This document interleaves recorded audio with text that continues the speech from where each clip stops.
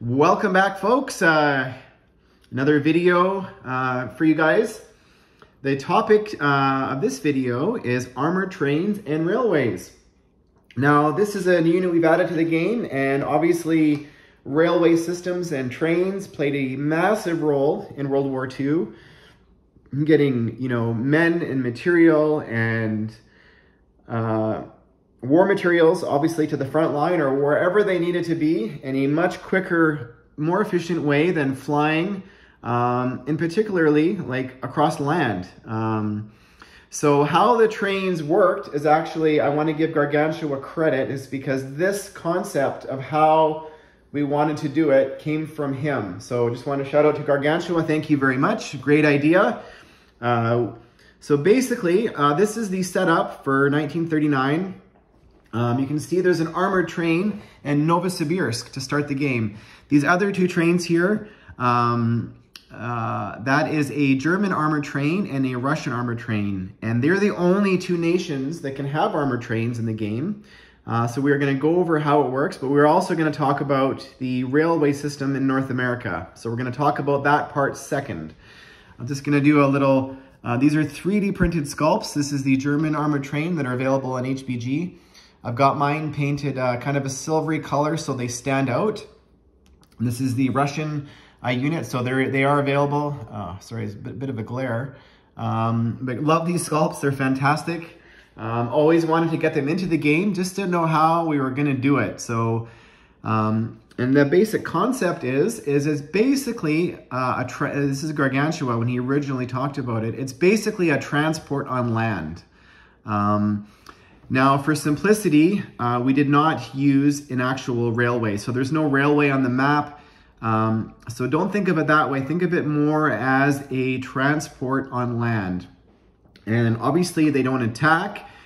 They go into territory that you've controlled since the start of your turn as a non-combat movement. Essentially, that's what trains did. They moved units so they could be used later on the front line. So what can it do? Well, a train can move 4 spaces on the game board in enemy territory if you've controlled it since the start of your turn. And they can move 3 infantry up to 4 spaces. Or 1 infantry and 1 other ground unit. So that could be an artillery, it can be a AAA. So either 3 infantry or infantry and another ground unit up to 4 spaces. Now, how does this work when you're talking about like a bus or it can unload and load as many times as it wants. So let's just say it's doing this and it's moving from Novosibirsk and it wants to end up in Armoured. So we can grab 1 infantry from Novosibirsk. Just say it can grab an infantry and artillery. It can move 2 spaces. Drop off the artillery if it wants, pick up another infantry. Actually, we'll say another infantry. Drop off that infantry in Yakut, grab the armor, and move the armor 2 spaces into Armoured. Now, obviously, that's a little bit convoluted, but you get the sense of what it can do. So we think this is going to add a nice element to the game, particularly how we've got it set up with,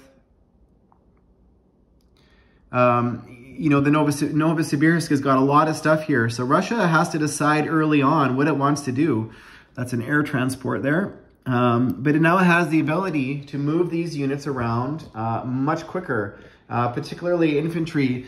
Moving them 4 spaces is it going to be game-breaking? No, but it's going to allow Russia to get those units either back in Moscow to defend or to the front line on the Japanese, we call it the, not the Eastern Front, but obviously between Mongolia, Russia, and Japan. So, so Germany and Russia are allowed to have 2 trains in gameplay per turn.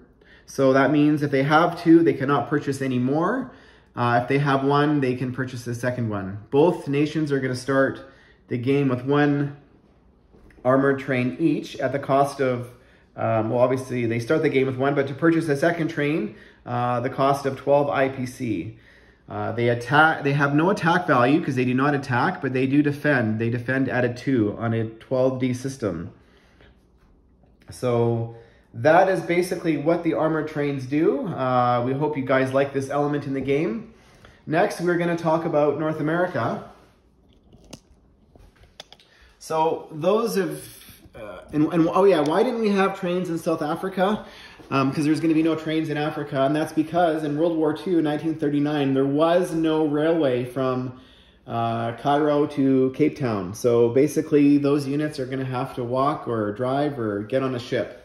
So historically, that is also accurate. That's why there's no trains in Africa, although there was smaller networks, but nothing going from Cairo down to the very south. So, but in North America, actually, my cat actually just jumped on the table right before I recorded and knocked all these pieces off. So some of them are out of place, but that's not important. What's important is there's an integrated network, basically, of trains across North America.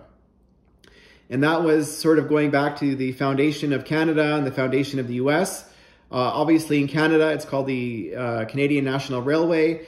And I'm not sure what it's called in the US, but we're calling it in the rule book the Transcontinental Rail Network. And the United States is allowed to, as a non-combat movement on territory in the homeland of the United States, allowed to move 4 ground units, just 4 per turn, any direction they want, basically. So if you're in North America, you can, if you're in Washington, you can grab these 3 units here and rail them all the way to San Francisco or to the West Coast if you want. Canada, it's a little bit different. Canada can just move 1 ground unit anywhere in Canada as a non-combat movement. So Canada just has 1, the US has 4. There's no physical train or tracks you can see. It's just the ability they have. Now, if Japan or Germany comes over and does the landing, obviously the US or Canada no longer controls those territories, so that no longer applies. So that's basically, to sum up, the transcontinental and armored train rules for 39. And I guess to sum everything up, we're going to talk about teamwork.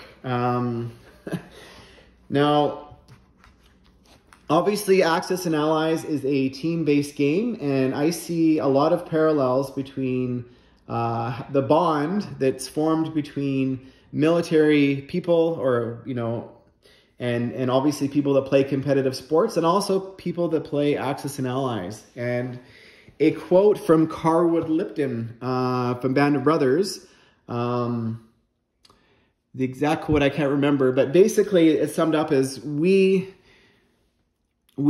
shall, however, basically be brothers from this day moving forward. In the documentary, he sort of says this in one of the clips.